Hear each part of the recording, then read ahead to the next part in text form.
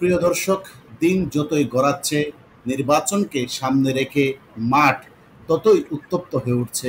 একটা জিনিস আপনারা লক্ষ্য করেছেন, সমস্ত প্রথা ভেঙে প্রধান ও বিচারপতির সাথে মার্কিন চার্জ দ্য ট্রেসি অ্যান্ড জ্যাকবসনের সাথে সাক্ষাৎ। সেই সাক্ষাতে পত্রিকাগুলো সংবাদ দিচ্ছে রাষ্ট্রপতি হওয়ার জন্য প্রস্তাব দিয়েছিল এই প্রধান বিচারপতিকে তত্ত্বাবধায়ক সরকার গঠন করার জন্য ইউনূসকে সরিয়ে দিয়ে। বর্তমানে আমেরিকা ইউনূসকে নিয়ে লেজে গোবরে অবস্থা, সারা বিশ্বের পত্রপত্রিকা যেভাবে সমালোচনা করছে, তাতে করে আমেরিকা এখন চিন্তা করছে আমাদের যা পাওয়ার পেয়ে গেছি, এখন কোনো রকম করে এখান থেকে লেজ গুটিয়ে পালাতে পারলেই বাঁচি। তেমনই সংবাদ দিচ্ছে ট্রেসি অ্যান্ড জ্যাকবসন জয়শঙ্করের সাথে কথা বলেছেন, রাষ্ট্রদূত প্রণয় ভার্মার সাথেও কথা বলেছেন বাংলাদেশের পরিস্থিতিকে কিভাবে হ্যান্ডেল করা যায়। আরেকটা সবচেয়ে গুরুত্বপূর্ণ কথা হলো, আজকে আবারও সেনা প্রধান এবং রাষ্ট্রপতিকে সরিয়ে দেওয়ার একটা ইউনূস প্রচেষ্টা ব্যর্থ হয়ে গেল। সেই বিষয়টা বলা হচ্ছে যে বিভিন্ন কূটনৈতিক রাষ্ট্র এম্বাসিগুলো থেকে রাষ্ট্রপতির ছবি সরানোর জন্য নির্দেশ দিয়েছিল ইউনূস, কিন্তু সেনাপতি অর্থাৎ গাদ্দার ওয়াকারের কারণে সেগুলো সম্ভব হয়নি। কারণ ইউনূস চাচ্ছে এখন যদি রাষ্ট্রপতিকে সরিয়ে দেওয়া যায়, ওয়াকারকে সরিয়ে দেওয়া যায়, তাহলে এনসিপিকে একটা সেফ এক্সিট দেওয়া যাবে, কিন্তু তিনি সেটা বরাবরের মতোই ব্যর্থ হয়ে গেল। এখন প্রশ্ন হলো যে ওয়াকারকে এবং ইউনূসকে শেষ মুহূর্তে এসে ইউনূস কেন সরিয়ে দিতে চাচ্ছে, এই প্রশ্নের উত্তর দিবেন সাংবাদিক আতোয়ার হালদার। ধন্যবাদ আপনাকে। ইউনূসকে কেন সরিয়ে দিতে হচ্ছে তার মূল কারণটা আপনি যেটা উত্থাপন করলেন, যে আমেরিকার যেটা পাওয়ার সেটা পেয়ে গেছে এবং ইউনূসের মাধ্যমে যেটা হয়েছে যে সিক্রেটলি তাদের যে আদায়গুলো এটা কিন্তু করতে পারেনি, সেটা সে লেজে গোবরে পাকিয়ে ফেলেছে। এখন যেহেতু সে আমেরিকার এজেন্ডা বাস্তবায়ন করেছে, তাকে তারা সেফ এক্সিট দিবে বা এরকম সেফ এক্সিট দেওয়ার কথা আমি শুনছি যে ইউনূসকে সেফ এক্সিট তারা দিবে বা তারা রিসিভ করবে বা তাদেরকে সরিয়ে নেবে। কিন্তু যে প্রবলেমটা দাঁড়িয়ে গেছে সেটা হচ্ছে এনসিপি কে আপনারা দেখেছেন যে সেদিন মার্কিন চার্জ দ্য অফিসের সাথে দেখা করার পর তারা মুখ টুক একদম শুকনো ছিল এবং তাদের ভিতরে একটা বিচলিত ভাব ছিল। তার মানে ওখানে থেকে তারা একটা সিগন্যাল যেটা পেয়েছে যে আমেরিকা এখন তার থেকে বাঁচার জন্য বিএনপির ঘাড়ে ভর করেছে, তারেক রহমানের ঘাড়ে ভর করেছে এবং তারেক রহমানকে একটা গ্রিন সিগন্যাল দিয়েছে পরবর্তী ক্ষমতা আসার জন্য। যে আমেরিকার যে এজেন্ডাগুলো আছে, ইউনূস যে প্রাথমিক কাজটা করে দিয়েছে চুক্তি সম্পাদন এবং আপনার সেন্ট মার্টিন সহ করিডোর সহ যে জিনিসগুলো দেওয়ার সেগুলো দিয়ে দিয়েছে, এগুলো কন্টিনিউ করার জন্য তারেক রহমানের সাথে তাদের একটা সমঝোতা হয়েছে। কিন্তু আপনি যদি চিন্তা করেন যে এনসিপি বা ছোট দল বা জামাত যারা আছে, যারা মনে করেন 20টা আসনও পাবেন না সবাই মিলে, তারা তো এই আমেরিকার এজেন্ডা পরবর্তীতে বাস্তবায়ন করতে পারবে না। সুতরাং আমেরিকা পরাজিত বা ছোট দলের সাথে থেকে কিন্তু তাদের লাভ নেই। তাদেরকে দিয়ে হয়তো কামলার কাজ করিয়েছে এবং তাদেরকে যেটা বলেছে এনসিপিদের যে তোমাদের ভাই আমি টাকা দিয়েছি, তোমরা কাজ করেছো, তোমাদের দায় দায়িত্ব আমি আর নিতে পারবো না। তার মানে এখানে আরেকটা বিষয় বলি, এখানে হাসনাত আব্দুল্লাহ, নাসিরউদ্দিন পাটোয়ারি স্ট্যাটাসে বলেছে, ইউনূসকে উদ্দেশ্য করে বলেছে, আপনি লন্ডনে যে সিজদা করেছেন তারেককে নির্বাচনী সেটা জনগণের সামনে দিলেই ভালো হতো। তার মানে বোঝা যাচ্ছে যে এই এনসিপি নামক সন্ত্রাসীদেরকে ইউনূস আর বাঁচাতে পারছে না। ইউনূস নিজে বাঁচার জন্য তারেক জিয়ার কাছে সারেন্ডার করেছে, যার ফলে ইউনূস নির্বাচন দেওয়ার জন্য প্রস্তুতি নিচ্ছে, বিশেষ করে মার্কিন চাপে। অর্থাৎ মার্কিনিরা যখন বুঝে গেল যে এখানে ইউনূস পারবে না, ইউনূসের দ্বারা হবে না, দেশটা সর্বনাশ করে ফেলেছে, এখন নির্বাচনটা দেওয়া আবশ্যক এবং সেক্ষেত্রে আওয়ামী লীগকে বাইরে রেখে বিএনপিকে ক্ষমতায় আনার জন্য চেষ্টা করছে, সেটা এনসিপি বুঝে গেছে। এই জন্য এনসিপির নেতারা সমানে বিএনপিকে হুমকি দামকি দিচ্ছে এবং ইউনূসের সমালোচনা করছে। আপনাকে তো একটা কাজ করতে হবে, আমেরিকা যে চুক্তিটা করেছে সেটা তো কন্টিনিউ হতে হবে। এখন যদি হঠাৎ করে আওয়ামী লীগ চলে আসে তাহলে তো এই চুক্তিটা আসলে বলবৎ থাকবে না এবং বাস্তবায়ন করতে বা এনসিপি কেও কিন্তু ক্ষমতা নিয়ে আসতে পারতেছে না। সেক্ষেত্রে বিএনপি ছাড়া কিন্তু দ্বিতীয় কোনো অপশন আমেরিকার কাছে নেই এবং আমেরিকা সেই অপশনে ইউনূসকে হয়তো আমেরিকা সেভ করে নিয়ে যাচ্ছে, বাট এই এনসিপিদের দায় দায়িত্ব কিন্তু নিচ্ছে না, যার জন্য এনসিপিরা এখন সবচেয়ে বেশি বিপদে পড়ে গেছে যে তাইলে ওদের বাঁচার পথ কি। কারণ হচ্ছে বিএনপি যদি ক্ষমতায় আসে সেক্ষেত্রে এই এনসিপিদের কিন্তু বিরুদ্ধেও কিন্তু বিএনপির অনেক নেতা অনেক ক্ষুব্ধ আছে। যেমন আপনি দেখেছেন মির্জা আব্বাসকে তারা হেয় করার চেষ্টা করেছে, গয়েশ্বরকে হেয় করার চেষ্টা করেছে, আপনার ইশরাককে হেয় করার চেষ্টা করেছে। স্বাভাবিকভাবেই এদের উপরে এদেরকে কিন্তু পাবলিকলি যদি ছেড়ে দেয় তাহলে এদেরকে কিন্তু হাড্ডিগুড্ডি মাংস খুঁজে পাওয়া যাবে না। সরকার যদি শেল্টার না দেয়, সেনাবাহিনী বা পুলিশ যদি শেল্টার না দেয়, এবং সেটা আচ্ছা, পসিবল। এখন আপনি বলেন যে আসলে এখন যে ইউনূস সেনা প্রধানকে এবং প্রেসিডেন্টকে সরিয়ে দিয়ে শেষ মুহূর্তে সে কি অর্জন করতে চাচ্ছে?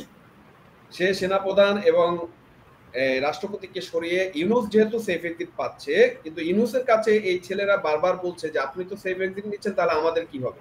সেক্ষেত্রে ইউনূস একটা দায়বদ্ধতার জায়গা থেকে চেষ্টা করছে যে রাষ্ট্রপতি এবং সেনাপ্রধানকে যদি সরিয়ে দিয়ে নতুন একটা বডি দাঁড় করানো যায়, তাহলে তারা আবার একটা কন্ট্রোলে নিতে পারে এবং নির্বাচনটা প্রয়োজনে পিছাতে পারে এবং আর একটা ন্যারেটিভ তৈরি করে এই এনসিপি কে আরো টাইম দিতে পারে বা তাদের পক্ষে এই লোকগুলোকে তারা স্ট্যান্ড বাই রাখতে পারে। সেক্ষেত্রে তারা কিছুটা হলেও সেফ পাবে এই চিন্তা করে, যেহেতু ইউনূস সেফ এক্সিট পাচ্ছে এবং আমেরিকা এনসিপি দের সেফ এক্সিট দিচ্ছে না, সেক্ষেত্রে ইউনূস একটা ট্রাই করছে যে এই প্রক্রিয়াতে তাদেরকে সেফ করা যায় কিনা।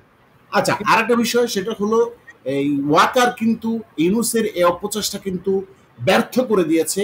মিশনগুলো থেকে প্রেসিডেন্টের ছবি নামানোর কথা বলেছিল, ইউনূস নির্দেশ দিয়েছিল, সেটা ওয়াকার করতে দেয়নি। কারণ সংবিধান প্রেসিডেন্টকে সরিয়ে দিলে সেখানে আর ওয়াকারও থাকতে পারবে না, ওয়াকারও বন্দী হয়ে যাবে, গ্রেফতার হয়ে যাবে, নানা কারণে ওয়াকারও বিচার হবে। যার কারণে ওয়াকার এখন বাঁচার জন্য বিএনপির কাঁধে চড়ে বসেছে। আজকে দেখেছেন ওয়াকার প্রকাশ্য বিএনপির সমাবেশে বক্তব্য দিয়েছে, অর্থাৎ ওয়াকার থাকা অবস্থায় বিএনপিকে ক্ষমতায় আনার জন্য যেটা মার্কিন নীল নকশা। হ্যাঁ বলেন। হ্যাঁ, আরো একটা বিষয় হচ্ছে যে আমি ইন্টারন্যাশনালি যদি আপনি বলেন, আমেরিকা এখন এখানে একটা ট্র্যাপে পড়ে গেছে অনেকটা। কিরকম? আমেরিকা ভারতের সাথে কোনো একটা ইস্যুতে সে লাগতে গেছে এবং তাদের ট্যাক্স বাড়িয়ে দিয়েছে এবং এই ট্যাক্সটা বাড়িয়ে দিয়ে মনে করেছে আমেরিকা, ভারতও মনে হয় আমেরিকার পা হাত ধরবে। কিন্তু মোদি যেটা কাজ করে ফেলছে সেটা হচ্ছে সে দেশের সমস্ত দলকে নিয়ে, জনগণকে নিয়ে তারা স্বদেশী একটা আন্দোলনের তৈরি করেছে এবং প্রয়োজনে তারা আমেরিকান পণ্য বর্জন করা শুরু করেছে এবং এই জিনিসটাতে কিন্তু আমেরিকা হিতে বিপরীতে পড়ে গেছে এবং আমেরিকার কিন্তু বাজারটা এখানে হারিয়ে ফেলছে। এবং সেক্ষেত্রে আরেকটা যে জিনিস তৈরি হয়ে গেছে যে ভারত, চায়না এবং রাশিয়া একটা বলয়ে ঐক্যবদ্ধ হওয়ার সুযোগ তৈরি হয়ে গেছে এবং বিকল্প ওয়ার্ল্ডের বিকল্প শক্তি হিসেবে স্ট্যান্ড বাই হয়ে যাওয়া সম্ভব দাঁড়িয়ে গেছে। এক্ষেত্রে কিন্তু আমেরিকা এখান থেকে সেফ এক্সিট নেওয়াটা তার জন্য এখন সময় হয়ে গেছে এবং সে এই যে হসপসটা ইউনূস লাগাই দিল, সেই জন্য আমেরিকাও কিন্তু এখন চাপে পড়ে গেছে। সুতরাং এই কারণে আমেরিকা চাচ্ছে যত দ্রুত সম্ভব এখানে নির্বাচন দিয়ে বিএনপি কে দিয়ে তার বিএনপির কাঁধে ভর করে যত দ্রুত সম্ভব সে তার প্ল্যানকে বাস্তবায়ন করার জন্য। আচ্ছা, আরেকটা বিষয় সেটা হলো আওয়ামী লীগ জাতিসংঘ থেকে শুরু করে আন্তর্জাতিক আদালতে যে অভিযোগ করছে তাদের যে দল নিষিদ্ধ করা, সেটা সারা বিশ্বের পত্রিকাগুলো সমালোচনা করছে। বিশেষ করে ইউরোপীয় ইউনিয়ন, ইতিমধ্যে জাতিসংঘ কিন্তু কঠোর সমালোচনা করেছে আওয়ামী লীগ নিষিদ্ধ করার ব্যাপারে। এই ব্যাপারে কিন্তু আমেরিকা একটা চাপে পড়ে গেছে। আমেরিকাই তো মূলত আওয়ামী লীগকে নিষিদ্ধ করেছে যাতে করে বিএনপিকে ক্ষমতা দিয়ে তাদের স্বার্থ হাসিল করতে পারে।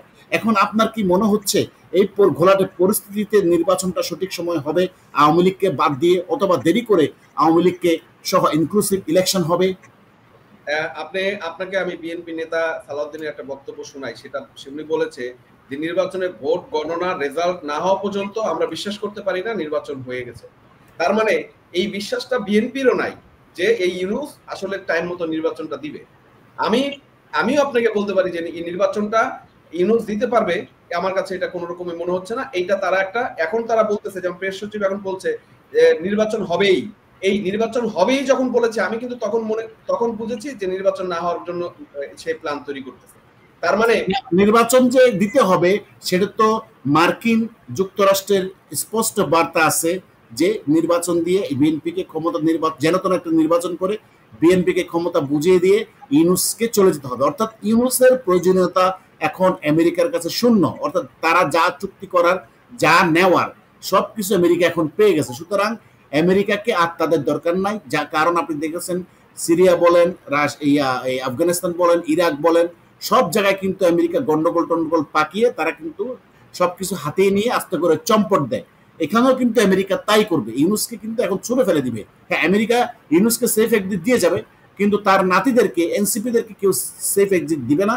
যার কারণে হাসান আব্দুল্লাহ পাটোয়ারিরা কিন্তু এখন ইউনূসের সমালোচনাও করছে, কিন্তু প্রকাশ্য কিছু এরকম প্রকাশ্যই বলছে এখন স্ট্যাটাস দিয়ে, কিন্তু ব্যাপকভাবে আর বলতে পারছে না তারা যে এখন বিপদে আছে। এই জন্য এনসিপি বারবার বলছে নির্বাচন হবে না, ফেব্রুয়ারিতে কোনো নির্বাচন হবে না, আগে গণ পরিষদ নির্বাচন দিতে হবে। অর্থাৎ তাদের ভিতরে যে আতঙ্ক কাজ করছে, এই এনসিপি নেতারা কিন্তু ভারতের এমবাসিতেও গেছে কিন্তু প্রণয় ভার্মার কাছে, কিন্তু তারা বরাবর বলে দিয়েছে এটা তোমাদের অভ্যন্তরীণ বিষয়, আমার এখানে কিছু করণীয় নাই। তারপরে তারা মার্কিন রাষ্ট্রদূতের কাছে যায়, মার্কিন রাষ্ট্রদূত জয়শঙ্করের সাথে কথা বলে, জয়শঙ্কর বলে দিচ্ছে আপনারা যে গন্ডগোল পাকিয়েছেন সেটা আপনাদেরকেই শেষ করতে হবে, আমাদের এখানে কিছু করণীয় নাই, স্পষ্ট বার্তা কিন্তু দিয়েছে। তো এমন অবস্থায় ওয়াকার এবং ইউনূস বলতে গেলে এখন মুখোমুখি অবস্থানে আবার চলে গেছে। ওয়াকার চলে গেছে বিএনপির পক্ষে, আর ইউনূস চিন্তা করতেছে আমি কোন রকম করে একটা নির্বাচন দিয়ে যান বাঁচানোটাই আমার জন্য ফরজ, তাই নয় কি? হ্যাঁ, আপনি একদম যথার্থই বলেছেন যে ইউনূস আসলে এটাই চিন্তা করতেছে। আর ভারতের সাথে যে বিষয়টা, ভারত আপনি দেখেন অলরেডি ভারতের কাছ থেকে চাল আনার জন্য হাত পা ধরছে এবং চাল 1390 টন আসছে। কিন্তু আপনি মজার জিনিস জানেন কিনা, ভারতের বাজারে কিন্তু যখনই বাংলাদেশ থেকে বাংলাদেশ চাল নিবে শুনেছে, ভারতে কিন্তু এই চালের দাম বাড়িয়ে দিয়েছে। এবং আপনি দেখবেন যে এই জিনিসগুলোতে এখন বাজারে যে দ্রব্যমূল্য, সেই দ্রব্যমূল্য আমি যে খবর পেয়েছি, আপনি 100 টাকার নিচে কোনো সবজির দাম নেই কেজি। আর চালের কেজি তো, চালের বস্তা তো এখন আপনি যেটা শুনলাম যে 3200, 3300, 3400 টাকা চলে যাচ্ছে। তাহলে আপনি এই বিস্ফোরণটা কিন্তু এখন সময়ের ব্যাপার, কারণ বাংলাদেশের মানুষ কিন্তু দেয়ালে পিঠ ঠেকে গেছে এবং যেখান থেকে বাংলাদেশের মানুষ এখন ঘুরে দাঁড়ানোর জায়গাটা দাঁড়িয়ে গেছে। আপনি যদি আজকে দেখেন মিডিয়ার প্রত্যেকটা লোক আজকে বঙ্গবন্ধুর 15ই আগস্ট নিয়ে যে স্ট্যাটাস দিয়েছে, তাদেরকে এই কারণে আবার ফ্যাসিস্টের দোষর হিসেবে করে দিচ্ছে, ট্যাগ দেওয়া হচ্ছে। এবং এই যে মানুষ কথা বলা শুরু করেছে এবং সামগ্রিকভাবে সমস্ত গরিব দুঃখী শ্রমিক সমস্ত লোকগুলো কথা বলা শুরু করছে, এবং এই কথা বলা বা তারা যে বেরিয়ে আসতেছে, এটা কিন্তু আসলে সংকেত হচ্ছে ইউনূসের জন্য। ইউনূস যদি অতি দ্রুত এখান থেকে চলে না যায়, তাহলে তার পরিণতি কিন্তু খুব ভয়ঙ্কর হবে। এত ভয়ঙ্কর হবে সে কল্পনা করতে পারছে না। এমনও হতে পারে যে শাহবাগ মোড়ে ইউনূসের লাশ ঝুলানো হচ্ছে বা ফাঁসি দেওয়া হচ্ছে, এরকম ঘটনা হতে পারে। হতে পারে যে কোনো সময় জনতা আবার জেগে উঠবে, একটা বিদ্রোহ হবে এই ইউনূসের বিরুদ্ধে। ইউনূসকে হয়তো নজিবুল্লাহর মতো, আফগানিস্তান নজিবুল্লাহর মতো শাহবাগের মোড়ে জনতা ছুলে চড়িয়ে টাঙ্গিয়ে রাখবে, এবং সাথে ওয়াকারকেও টাঙ্গিয়ে রাখবে। কারণ ওয়াকার হলো এই সমস্ত দেশকে সব ধ্বংস করার পিছনে ওয়াকার যে ষড়যন্ত্র করেছে সেটা এক সেনা কর্মকর্তা ইতিমধ্যে বলে দিয়েছে, এবং যেটা ভাইরাল হয়েছে, সবাই বলছে যে ওয়াকারই সমস্ত ষড়যন্ত্র মূলে, দেশ ধ্বংসের মূলে এই হারামজাদা, এই রাজাকারের বাচ্চা, এই ওয়াকারে জড়িত। তো আদালতের আপনি যদি আর কিছু বলতে চান। না, আমার কথা হচ্ছে এই সর্বশেষ আপনার যে সিনটা, সেটা দাঁড়ালো হচ্ছে যে ইউনূস এমন একটা গ্যারিকলে পড়ছে, এখন এখান থেকে সে বাঁচার জন্য, মানে তাকে তো বাঁচতে হবে, এবং তাকে বাঁচার জন্য তার আব্বাকে সে ধরে রাখছে, সে বেঁচে যাবে। কিন্তু এনসিপির কি হবে?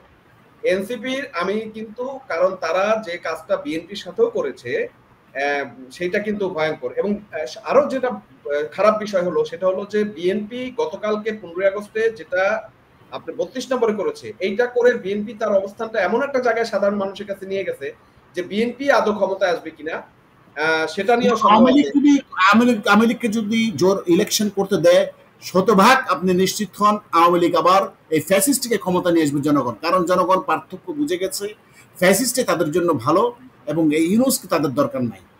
হ্যাঁ, একটা জিনিস হচ্ছে আপনার আওয়ামী লীগের যে জনসমর্থন বেড়ে গেছে, আপনি জানেন যখন আওয়ামী লীগকে নিষিদ্ধ করা হয়েছে, তখন লাস্ট মাসুদ কামালের যে জরিপ ছিল, সেই জরিপে আওয়ামী লীগের জনসমর্থন আসছিল 72%। তার মানে এই যে তাদের জনসমর্থন বেড়ে যাওয়াটা, যে ভয় পাওয়া, সেই ভয় পাওয়াটা থেকেই কিন্তু আওয়ামী লীগকে নিষিদ্ধ করেছে, যাতে নির্বাচনের বাইরে রাখা যায়।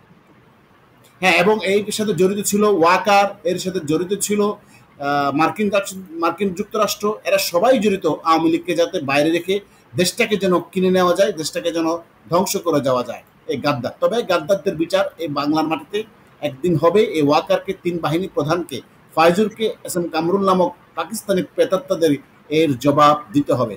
তো তার সাহেব, আপনি সুন্দর বলেছেন, অসংখ্য ধন্যবাদ। প্রিয় দর্শক, আপনাদেরকেও ধন্যবাদ।